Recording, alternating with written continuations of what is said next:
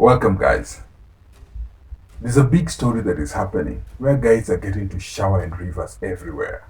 It just reminded me about an interesting story that was told by my granddad, whereby there was this guy who was called Kevin, who they had gone to the river to take a shower. Now, my granddad had arrived earlier and took a shower, dressed up, and went to look after the cows. But Kevin was late in coming back. Now, when Kevin arrived, he went to the river. He had put his clothes in a pile just by the riverside. He entered the river and now he was taking a shower. Just after he has just put soap on his hair, there was this young man who was not doing well. He was actually a madman who was just passing by, and he saw the clothes and he picked the clothes. When he picked the clothes, Kevin tried shouting to him, "What are you doing? Stop and just let go of my clothes." But the guy who was mad did not do it. What he started doing, he started running. Kevin took off from the river with soap on his head, running after the madman. Guess what? People were seeing the guy who was supposed to be mad being chased with another guy who was undressed and secondly had soap in the head. So who do you think they'll say is a madman? So guys, as you think about this story, let's look at the 10 signs that your marriage is over and it's time to move on.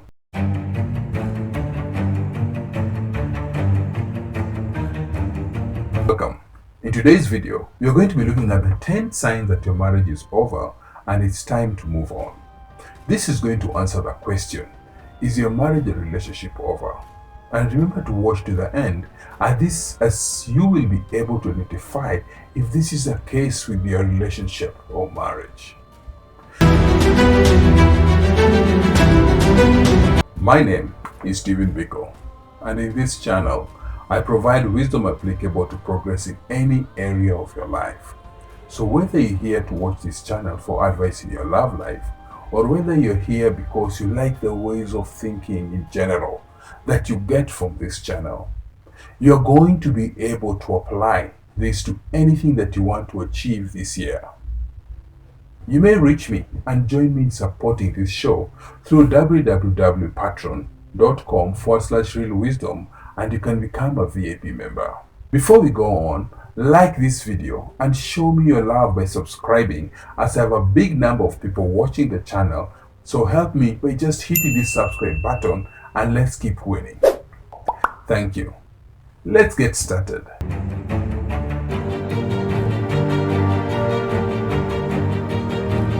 2 years ago, friend Mora, who left her husband, she just woke up one day and decided that she had had enough of the aggression and the constant arguing and the merry-go-round of hearing that things will change, but never seeing them actually change. She visited a couple of therapists who had a lot of ambivalence about doing what was right for her and her children, partly because she feared the judgment of society, of the screams that divorce is nothing but failure, but partly because she felt a sense of guilt given that she was a pastor building her ministry. She had a lot of questions running in her mind, asking herself, was she doing the right thing? How will she know? Was he sure nothing will ever change? Who will look after him now that he left him? It took a lot of soul searching for her to realize that despite the romance books and their movies counterparts might show relationships are complex and they come at a point whereby the risk of staying together outweigh the benefits. Now, one may say, but surely you saw it coming. Surely you didn't literally wake up one day with the idea that today was the day. That's true. It actually, in fact, according to research, as highlighted in the article by Divorce Magazine, women generally have decided about their exit plan 2 years before they actioned it, often leaving their partners feeling blindsided.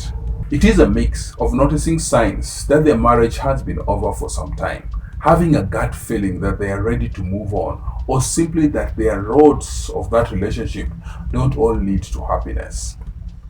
So how does one know whether their couple should work on strengthening of their relationship or that it's time to move on? That's a very good question, and a very important one to ask.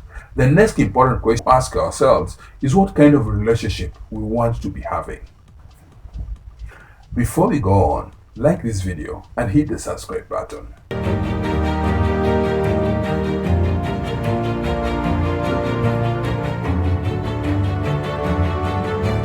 For instance, a monogamous person will have different views of relationship compared to a couple in an open relationship. Or a solo poly individual, sometimes the signs that it is time to move on have nothing to do with the quality of the relationship, but all to do with the fact that the person may be over the relationship escalator and just wanting a new level of independence. So, regardless of the relationship someone's in, there are some ways clear signs that it is expired at its healthy stage that perhaps it is time to move on. Here are some of the signs for you to consider if you all need to move on or to remain there.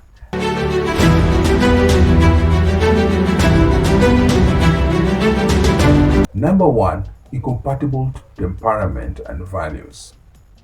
There are lots of things that couples can and should negotiate. Having differences is not a bad thing. However, in my experience, there are some temperament and values that over time can remain incompatible.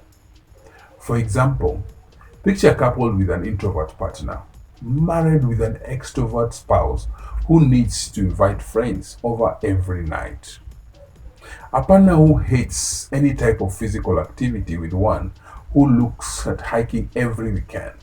How quickly do you think that the temperament may become an issue? I'm not saying that negotiation doesn't have a place. It does, but this goes deeper than this is about looking for signs from the get-go. The particular relationship might have been built on the fundamental differences. The second aspect is aggression or domestic violence.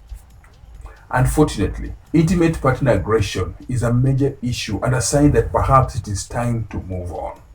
Now, for some partners are willing to change but not able. Other times they are able but not willing.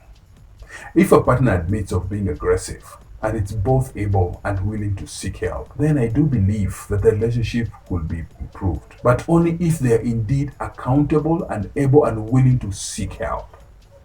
The statistics around the intimate partner violence are scary. More often than not, the stats discuss the risk of women. They have 5 times more likely to be abused by a male partner, but it's not to say that men can't be recipients of abuse as well.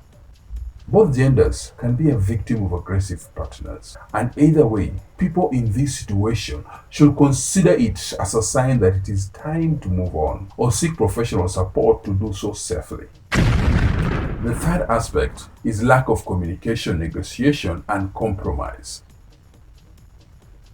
As well articulated in this video, on communication in relationships, when communication dies, so does the relationship. Both in my personal and professional life, I found that when one or both of the partners stop using manners, talk with tone that speaks volume, or a body language that serves to intimidate, it can be a sign that the marriage got to a point where it is time to get some serious relationship coaching or move on. The same applies to partners who no longer able to negotiate and compromise on important aspects of their relationship. Now it is the part that is quite telling.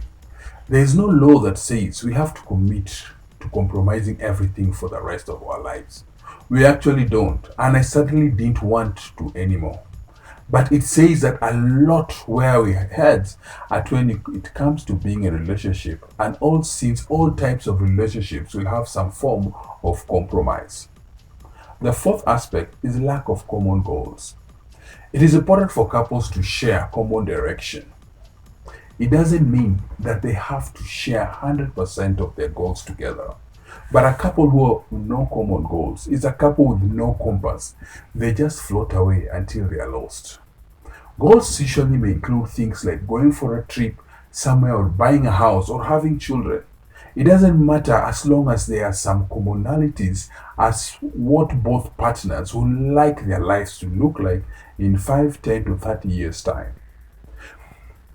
Consider the direction that your relationship has taken. Do you recognize this direction? If not, consider what you'd like to do about it. You may want to have a bit of help from the video how to set marriage goals that make your relationship strong on this channel. And remember, you need to hit the subscribe button to catch the video when it's released.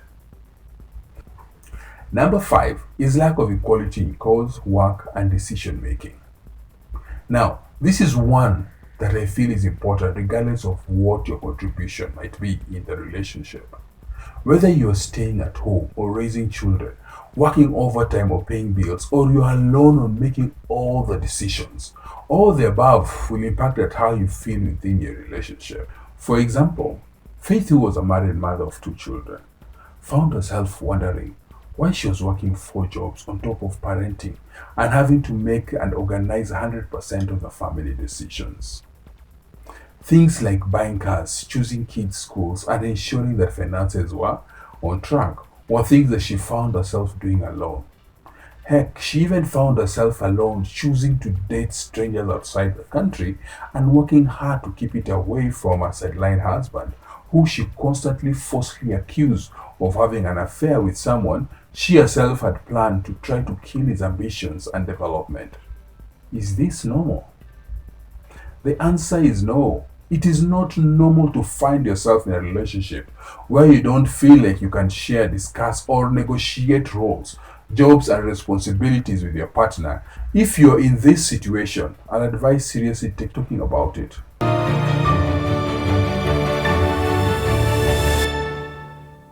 The sixth aspect is worshipping the 4 horsemen. As a couple therapist, I often use valuable resources that I've come across.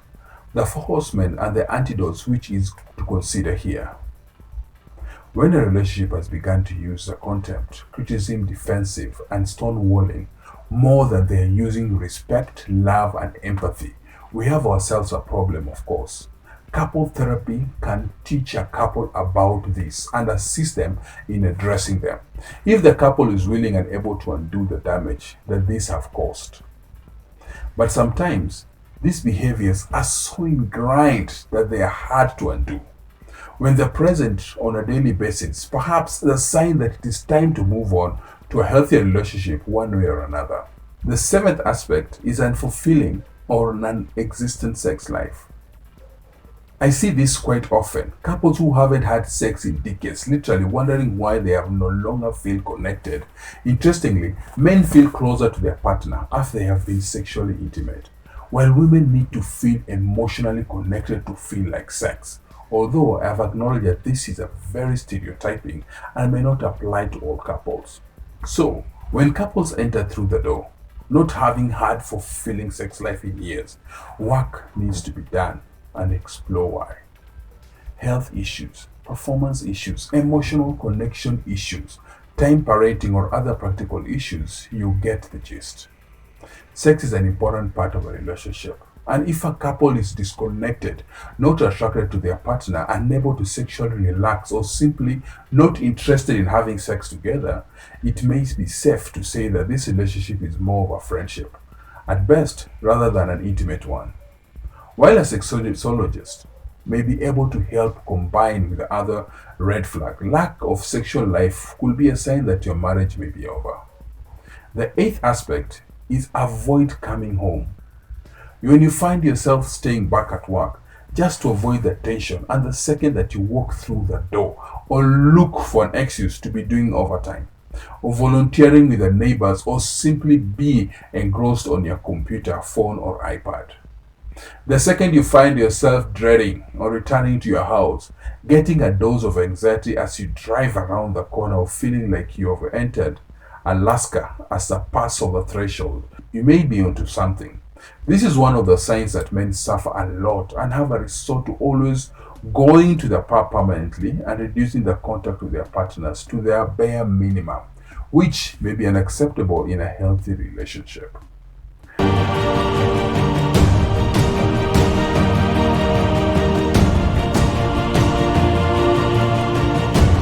The ninth aspect, you're ready to move on to someone else. This may not apply to non-monogamous couples. However, if you identify as a monogamous person, finding yourself or your partner interested in someone else, considering moving on to a different person, or sharing your thoughts and emotions, facts you used to tell your partner with someone else, you may be outgrowing your relationship. Clearly, having clear and transparent boundaries in your couple may help with this, but visualizing your future with someone else is just one of the many signs that your marriage may be over, worthwhile reflecting on. The 10th aspect, you can't move past betrayal, mistrust, or relationship trauma. All relationships usually go through a level of trauma and difficulties. However, some couples go through this more than others. An example of ongoing lies, ongoing mistrust, betrayals, and other traumatic events can damage the relationship. With good therapy, couples can recover from trust issues, as discussed on the video How to Overcome Trust Issues and in the Relationship and Learn to Love Again on this channel. So make sure you're a channel member by hitting the subscribe button and get to enjoy the video. However, let's be real, it is hard to recover from when they keep happening or your spouse just doesn't get or care about how you feel. Some relationships damage is just too deep, whether this applies to you or not. Only you and your partner can decide, but certainly something to think about. My final thoughts on this issue. As a relationship professional, I do genuinely believe that most couples can work on this if they choose to. What I've learned of my growing wisdom is that it's also okay if a person decides they no longer want to work at it. As long as they understand the implications, they can make an informed choice. A healthy separation is better than a bad marriage, and accept that divorce isn't failure, but rather a maturity to acknowledge that our needs have evolved and that we are strong enough to step outside the present to look ahead to the future. But remember, whatever your action is, you will subject your children to the same. As the saying goes, the apple never falls far from the tree. So the right move to give them successful chance in their relationship and marriage. I know I am. What about you? We have looked at the 10 signs that your marriage is over and it's time to move on. Share the wisdom to know whether it is the issue or how you can overcome it. This is not all that you need to know to be successful in a relationship and marriage, as you need to also watch the video How to Set Marriage Goals that will make your relationship stronger and how to overcome trust issues in a relationship and learn to love again on this channel and keep winning. So until next time, have a good one and see you in the next one.